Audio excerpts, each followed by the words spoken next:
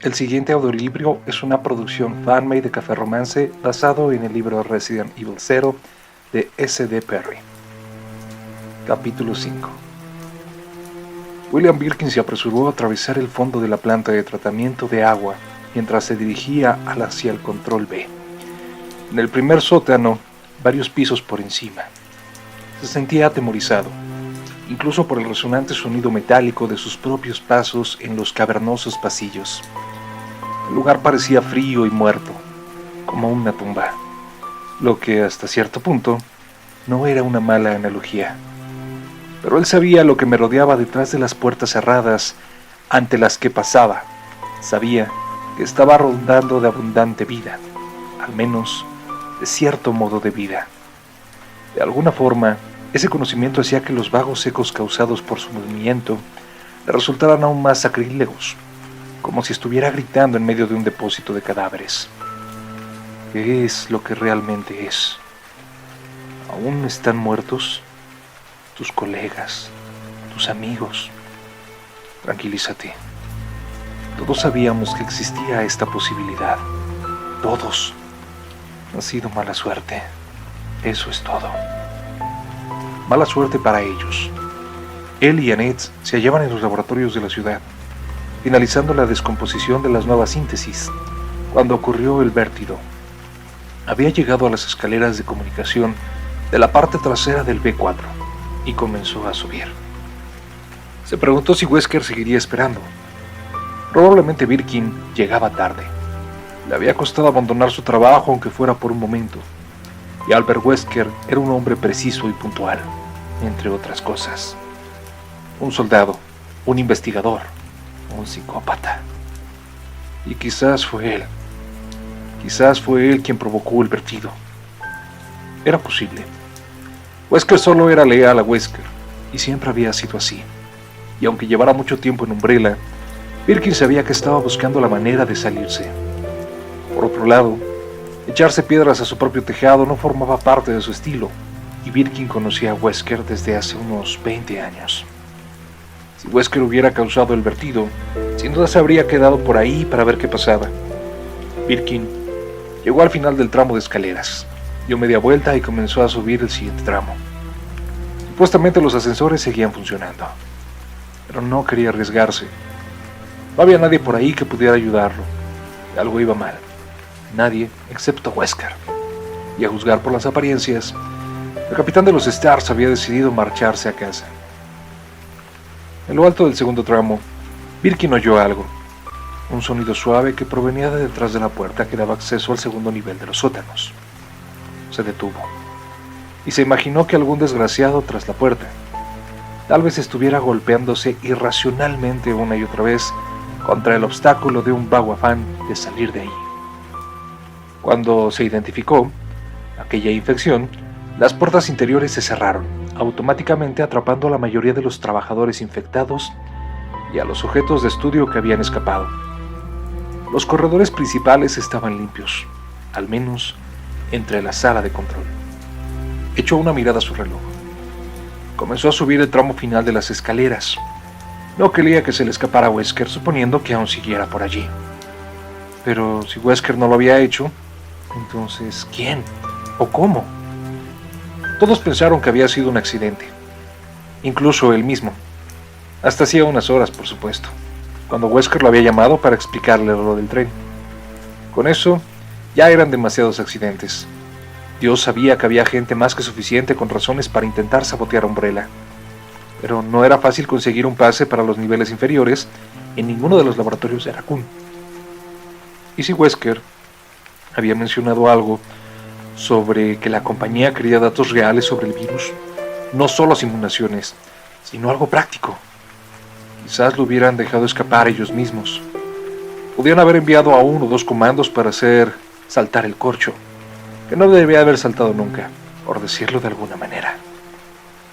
O tal vez sea así como planean conseguir el virus G, creando todo este caos y luego colándose sigilosamente para robarlo. Birkin apretó los dientes. No. Aún no sabía lo cerca que estaba de lograrlo, y no lo sabrían hasta que él estuviera bien preparado. Había tomado precauciones, escondido cosas e incluso Annette había sobornado a los vigilantes para que se mantuvieran apartados. Lo había visto ocurrir demasiadas veces. La compañía apartaba a un científico de su investigación porque querían resultados instantáneos, y para ello se lo entregaban a gente nueva, y al menos en 2 casos que conocía directamente, el científico inicial había sido eliminado. La mejor manera de que eso no le pasara era que no hubiera competencia. Pero a mí no me pasará, y tampoco el virus G, eso pensaba. El virus G era la obra de su vida, pero lo destruiría antes de dejar que se lo arrebataran de las manos. Llegó a la sala de control que buscaba. En realidad, se trataba de una plataforma de observación que compartía el espacio del generador auxiliar de la planta, que afortunadamente se hallaba en silencio. Las luces no funcionaban, pero mientras avanzaba por la pasarela metálica vio a Wesker, sentado ante las pantallas de vigilancia, con la espalda recortada contra el destello de los monitores, como hacía a menudo. Wesker llevaba puestas las gafas de sol, una costumbre afectada que siempre había irritado a Birkin. Era como si el tipo pudiera ver en la oscuridad. Antes de que le anunciara su presencia, Wesker ya había alzado una mano, sin mirar siquiera por encima del hombro para que Birkin se acercara. «Ven a ver esto». Su voz era autoritaria y urgente. Birkin se apresuró a unirse a él y se inclinó sobre la consola para ver qué tanto le interesaba ver a Wesker. Este tenía la vista fija en una escena del centro de información, en lo que parecía la biblioteca del 2º piso. Un recluta vagaba por la sala. Era evidente que estaba infectado y llevaba el uniforme de trabajo manchado de sangre y otros fluidos. Sin duda, se le veía mojado, pero Birkin no notó nada especialmente extraño en él. «No veo», comenzó, pero Wesker lo interrumpió. «¡Espera!». Birkin contempló cómo la joven recluta, un chico que nunca llegaría a viejo gracias al virus T, chocaba con un pequeño escritorio en un rincón de la sala. Luego, se daba la vuelta y regresaba, tambaleándose, como hacían todos los portadores, hacia los bancos de los ordenadores. La cámara lo siguió. Justo cuando Birkin estaba a punto de preguntar a Wesker qué estaba buscando, lo vio. «Ahí», indicó Wesker. Birkin parpadeó sin estar seguro de lo que había visto. Mientras volvía hacia los ordenadores, el brazo del recluta se había alargado y afilado. Se había estirado casi hasta tocar el suelo, y luego había vuelto a su forma normal. El proceso había durado menos de un segundo. «Es la tercera vez que pasa durante la última media hora, más o menos», informó Wesker sin alzar la voz. El recluta continuó vagando por la reducida sala, y de nuevo pareció indistinguible de cualquiera de los otros condenados que aparecían en las pequeñas pantallas. «¿Un experimento del que no estábamos informados?», preguntó Birkin, pero sabía que era improbable. Ambos estaban tan al corriente de todo como cualquier otra persona que fuera de las oficinas centrales. «No». «¿Mutación? Tú eres el científico, dímelo tú», replicó Wesker. Birkin reflexionó un instante y luego negó con la cabeza. «Supongo que sería posible, pero no lo creo». Observaron en silencio al soldado durante un momento, pero este volvió a cruzar la sala sin que nadie se alargase o cambiase. Birkin no sabía qué era exactamente lo que había visto, pero no le gustó nada de nada. En la complicada serie de ecuaciones que se había convertido su vida entre su trabajo y su familia, entre los desastres de Raccoon y sus sueños de conseguir crear artificialmente el virus perfecto, lo que había visto era una incógnita. Era algo nuevo. Un crujido de estática rompió el silencio, y la voz desconocida de un hombre se oyó en medio de un zumbido. «Tiempo de llegada aproximado 10 minutos. Cambio». Eso tenía que ser el grupo de limpieza de Umbrella, dirigiéndose hacia el tren. Wesker le había dicho que estaba en camino. Este apretó un botón. «Afirmativo. Informe cuando alcancen el objetivo. Cambio corto». Volvió a apretar el botón. Y los 2 hombres continuaron contemplando al soldado desconocido, cada uno perdido en sus propios pensamientos. Birkin no sabía lo que pensaba Wesker, pero él empezaba a creer que había llegado la hora de abandonar Raccoon. «Rebecca». La joven no contestó ni se volvió hacia él, únicamente bajó el arma. Billy deseó que hubiera algo que pudiera decir, pero supuso que sería mejor mantener la boca cerrada. La situación hablaba por sí misma. El hombre tendido en el suelo llevaba el uniforme de los Stars. Probablemente era un amigo de la chica y había sido infectado. Billy le concedió un momento a Rebecca, pero no pensaba que pudiera permitirse muchos más lujos. No podía estar seguro, pero parecía que el tren estaba ganando velocidad. Si estaba sin control, seguramente descarrilarían y probablemente morirían. Si alguien lo controlaba, entonces necesitaban saber quién y por qué. «Rebecca», dijo de nuevo, y esta vez la joven se volvió hacia él sin avergonzarse de sus lágrimas. Lo miró sorprendida. «¿Te he oído disparar hace unos minutos?», le preguntó. Y le asintió con un gesto e intentó sonreír, pero no le salió. «Un bicho monstruoso. ¿Y tú?» «Un perro», contestó Rebecca y se enjuagó la última lágrima. Y a alguien que conocía. Billy se removió incómodo y ambos se quedaron en silencio durante un segundo. Finalmente Rebecca suspiró y se apartó del flequillo de la frente. «Dime que has encontrado las llaves», pidió. «Algo parecido», repuso él alzando la escopeta. «No servirá», replicó ella y suspiró de nuevo. «Tiene cierres magnéticos, como la cámara de un banco o algo así». «¿En un tren de pasajeros?», preguntó Billy. «Es privado». Rebecca se encogió de hombros. «Umbrella». La compañía farmacéutica, entre el consejo de guerra y la sentencia, Billy no había prestado mucha atención sobre dónde iban a ejecutar, pero lo recordó de repente. Raccoon City, lo más parecido a una metrópolis que había en la zona, y el lugar donde la megacorporación se había instalado inicialmente. ¿Tienen su propio tren?, Rebecca sintió. Umbrella está por todas partes aquí. Oficinas, investigación médica, laboratorios. Hoy hemos tenido noticias del laboratorio de Arclay y nos enviaron la semana que viene para comprobar su estado. El bosque de Raccoon City, la misma Raccoon City, se hallaba situado en las montañas Arclay. Los pensamientos de Rebecca parecían ir en la misma dirección. «No pensarás que...». «No lo sé», repuso Billy. «En este momento no me importa. Aún tenemos que atravesar esa puerta». Rebecca comenzó a caminar de nuevo hacia la parte delantera del tren. Luego pareció pensárselo mejor, quizás porque no quería ver a su amigo. Fijó los ojos en el suelo y habló en voz baja. «Hay un cadáver junto a la puerta, un hombre con una llave en la mano. Puede que abra algo útil». «Espera un segundo», le indicó Billy. Pasó ante ella y avanzó por el corredor hasta llegar al final. El decrépito cadáver del empleado del tren se hallaba apoyado contra la pared cerrada, el cuerpo sobre el que la joven estaba inclinada cuando se vieron por primera vez.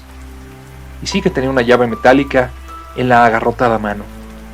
Billy se la cogió y la observó bajo la tenue luz. Tenía pegada una etiqueta en la que se veía Vagón Restaurante. «Qué gran ayuda. Muchísimas gracias». La dejó a un lado y pasó de cerca de un minuto registrando la chaqueta del cadáver. En un bolsillo solo encontró un paquete de cartas, y en el bolsillo delantero un puñado de caramelos de menta cubiertos de borra. Pero en otras había varias llaves más cogidas de una anilla. 2 no estaban etiquetadas, pero una tercera estaba grabada en la pared. «Revisor». Billy se las guardó en el bolsillo, y después de pensarlo un momento se agachó. Con cuidado le sacó la chaqueta al cadáver. No pudo evitar una mueca de asco al notar la textura fría y esponjosa de su piel. El pobre tipo no parecía haber pillado el virus, pero una o varias personas desconocidas lo habían mordido repetidamente. Del rostro y de las manos le habían arrancado grandes pedazos de piel y músculo. Estaba hecho un desastre. Billy regresó donde se hallaba Rebecca, pero se detuvo antes para cubrir con la chaqueta el cadáver de los Stars. Muerto. Solo le ocultaba el rostro y la parte superior del cuerpo, pero supuso, pensando en la chica, que cualquier cosa sería mejor que nada. Cuando ella se acercó, le hizo un movimiento con la cabeza en señal de agradecimiento, pero no le dijo nada. «La llave que viste era del vagón restaurante, donde ya hemos estado», le explicó y sacó el llavero del bolsillo. «Pero puede ser que estas abran algo». Se hallaban ante la puerta que estaba señalada como la oficina del revisor. Billy alzó la llave grabada, con un gesto de asentimiento de Rebecca. La metió en la cerradura y le hizo girar sin problemas. Alzó su arma y empujó la puerta, preparado para disparar contra cualquier cosa que no se identificara al primer segundo. No había nadie. Billy se relajó un poco y entró en la oficina. Rebecca esperó en la puerta con el arma desenfundada y miró hacia el escritorio cubierto de papeles. Comenzó a revisarlos mientras Billy registraba el resto de la oficina. Horarios, cartas... Hay algo llamado el manual del lanzagarfios, dijo Rebeca. Informes de mantenimiento, una nota sobre el cierre del anillo, sea lo que sea eso. Hojas de pedido para la cocina. Billy abrió el armario mientras ella seguía recitando el contenido del escritorio. Un par de letreros postales y varias noches enganchadas en el interior de la puerta, talonarios de gastos y un maletín cerrado. Billy lo cogió y lo sacudió. Algo se agitó en el interior, pero pesaba muy poco. ¿Podría ser una llave? No era probable, pero siempre quedaba la esperanza. Examinó la cerradura con el entrecejo fruncido. No había agujero para ninguna llave, aunque en la parte superior tenía una hendidura de forma de círculo. Movió el picaporte. Estaba firmemente cerrado. Seguramente lo podría desmontar, pero era una buena calidad y posiblemente le ocuparía un tiempo que no podía perder. Hace un momento has dicho algo de un cierre de anillo, ¿no? Preguntó Rebeca, apartando unos cuantos papeles.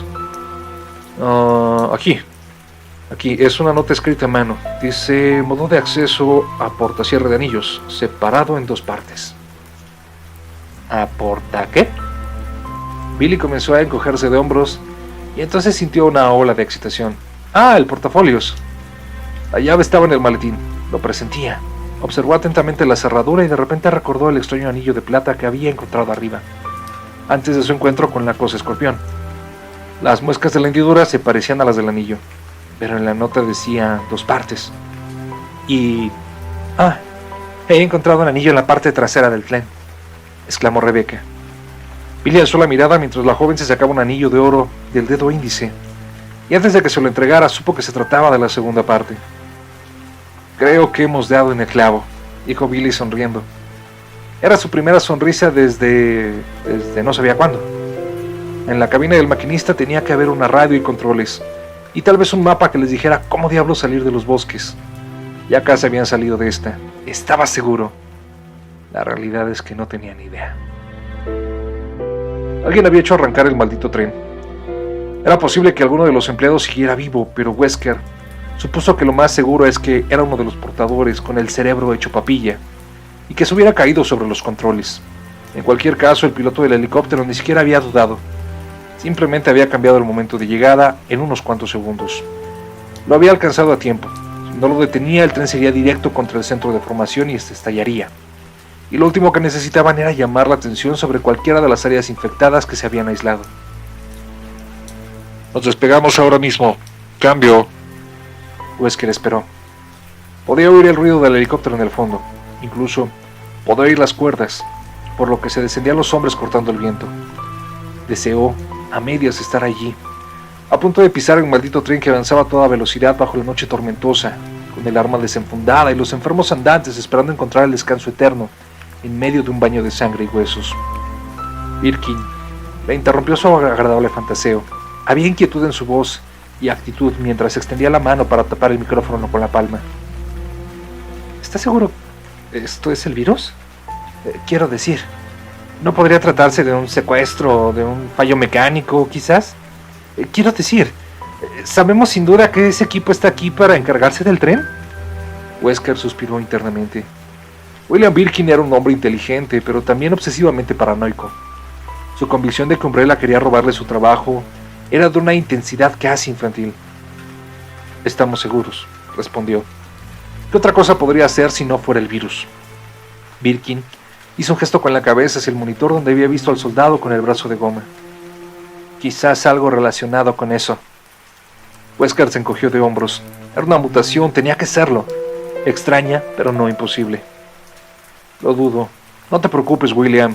Nadie de arriba sabe nada de tu precioso virus G. No era exactamente cierto, pero Wesker no estaba de humor para consolarlo. En cuanto al tren, quizás el virus T se adapte mejor de lo que pensábamos. Esa explicación no pareció convencer a Birkin, lo que no era una sorpresa porque a Wesker tampoco la convencía. Si la infección en el tren era un accidente, entonces él era la tetera de su tía Midi, por decirlo de algún modo. La mansión, los laboratorios, el tren. ¿Quién lo habrá hecho?, preguntó Birkin en voz baja. ¿Y por qué? Uno de los comandos de limpieza los interrumpió. Estamos abajo. Cambio. El sonido de fondo de las hélices del helicóptero había sido reemplazado por el rítmico traqueteo de un tren en movimiento. Ya era hora. «Excelente», dijo Wesker, y se volvió a tapar el micrófono para poder contestar a Birkin. «Eso es irrelevante. Lo que importa ahora es que no salga, que no se extienda más. Hay que destruir el tren. Todas las pruebas deben desaparecer. Seguro lo entiendes, William. En eso no hay ningún problema, así que no crees uno, ¿de acuerdo?» Destapó el micrófono y habló por él. «¿A qué distancia se hallan de la próxima bifurcación? Cambio». «A unos 10 minutos probablemente». Wesker esperó a que pasara la estática. «Repita, no lo he entendido. Cambio». Hubo un chirriante estallido de acoples, lo suficientemente alto como para doler. Wesker se echó hacia atrás y vio a Birkin haciendo una mueca ante el sonido. Y entonces se oyeron gritos. Ambos hombres en el tren chillaron a la vez. «¡Oh, Dios! ¿Qué demonios? ¡Jesús! ¡Sácamelo! ¡Sácamelo de encima! ¡No! ¡No!» Se oyeron varias ráfagas de los rifles automáticos. Luego el grito iracundo de dolor y terror de un hombre sobre ese sonido. Finalmente, solo el zumbido de la estática. Wesker apretó los dientes con fuerza, mientras a su espalda Birkin comenzaba a farfullar presa del pánico. Al parecer, sí que había un problema. Se hallaban ante la puerta cerrada. Rebecca sujetaba la tarjeta y tenía una sensación de triunfo desproporcionado en comparación con lo que realmente había logrado. Supo que probablemente se debía a que se sentía emocionalmente agotada. No había sido difícil. Habían encontrado un par de anillos y habían abierto el portafolio. A pesar de todo, se sentía como si hubieran resuelto el enigma de la maldita esfinge. Billy le hizo un gesto para que abriera la puerta, inclinando la cabeza hacia un lado. Siguió escuchando atentamente. Le aseguró que había oído un helicóptero en el exterior cuando habían ido a buscar el anillo, y a alguien gritando poco después. Rebecca no había oído nada. Probablemente él estaba tan exhausto como ella, considerando que estaba de camino a su ejecución. No empieces a hacer comparaciones. Por mucho que haya hecho para ayudarte, sigue siendo un animal. Y olvidarlo te puede costar la vida, se recordó. De acuerdo. En cuanto hubieran llegado a una radio que funcionara, se habría acabado esa tregua. Pasó la tarjeta por el lector, y la lucecita roja cambió a verde. La puerta se abrió con un clic. Billy la empujó hacia adentro. El sonido del tren se convirtió en un rugido mientras la puerta se abría sobre una pasarela de rejilla que estaba parcialmente expuesta a los elementos. El viento y la niebla los salpicó cuando pisaron la pasarela. A la derecha había una especie de jaula cerrada con un equipo que se extendía a lo largo de todo el vagón. A la izquierda solo había un pasamanos y la violenta noche que atravesaba a toda velocidad. Delante, en otro vagón, vieron lo que debía de ser la cabina del conductor, aunque era difícil juzgar en la oscuridad. Rebecca se aferró al pasamanos cuando se dio cuenta de la velocidad a la que avanzaba el tren. Realmente estaban volando sobre las vías. Rebecca se detuvo mientras Billy avanzaba rápidamente unos pasos y se agachaba junto a un hombre o una mujer. Había un segundo cuerpo, más o menos a 1 metro del primero. Ambos iban vestidos con trajes de salto y tenían el rostro oculto tras visores entintados. ¿SWAT? ¿Cuándo han llegado aquí? ¿Y por qué solo 2? Mientras se acercaba, la joven pudo ver a ambos brillaban a causa de la baba que los cubría, la misma porquería espesa que excretaban las sanguijuelas del vagón restaurante. El uniforme, los chalecos antibalas y las piezas metálicas no llevaban ninguna insignia. No eran del departamento de policía de Raccoon City ni militares.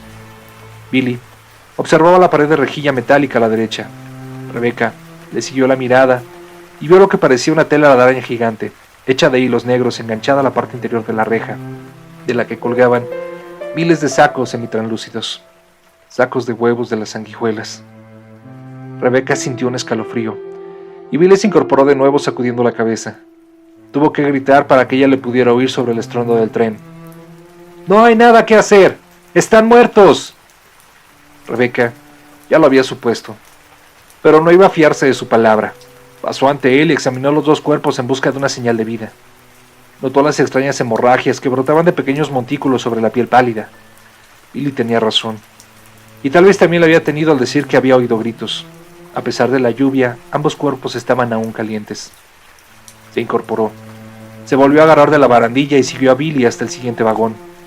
Justo estaba pasando qué iba a hacer si encontraban con otra puerta cerrada cuando vio a Billy empujarla hacia adentro.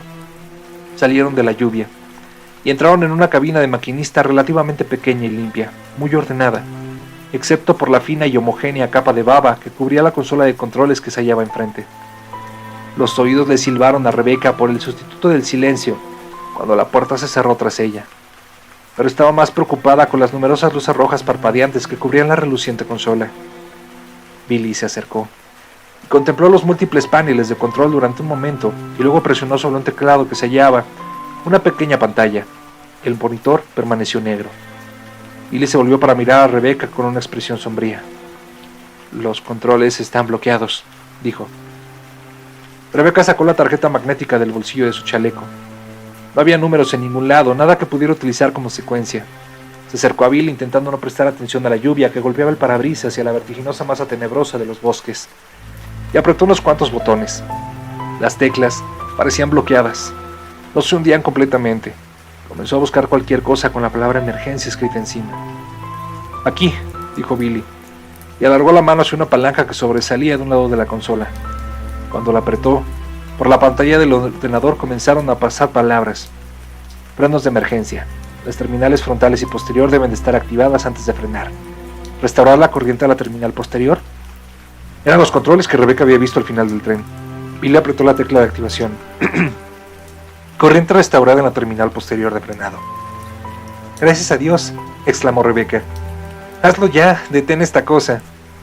El tren parecía ir a una velocidad imposible.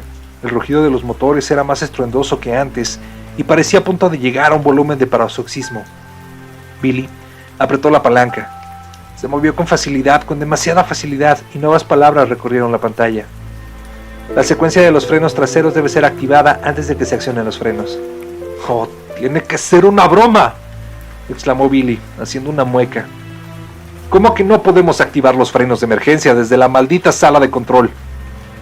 «Es posible que podamos, solo que no sin autorización», repuso Rebecca.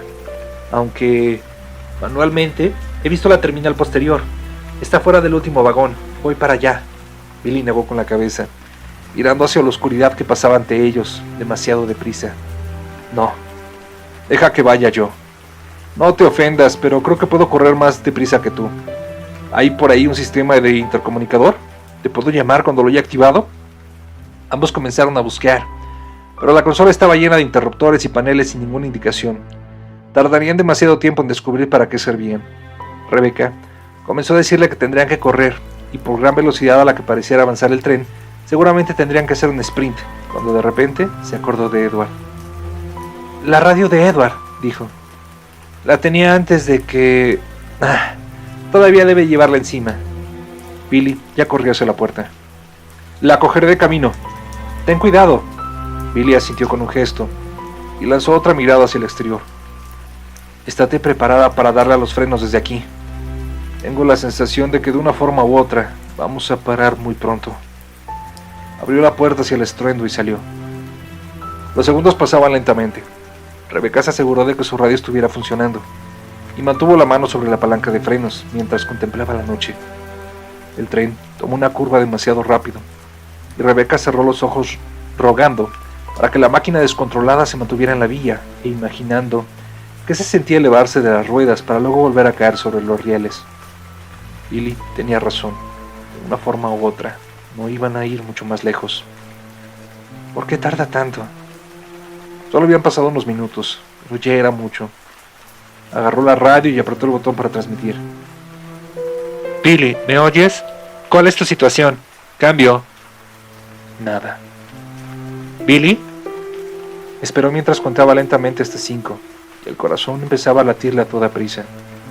Vio que se acercaba a otra curva. «Billy, ¿me oyes?»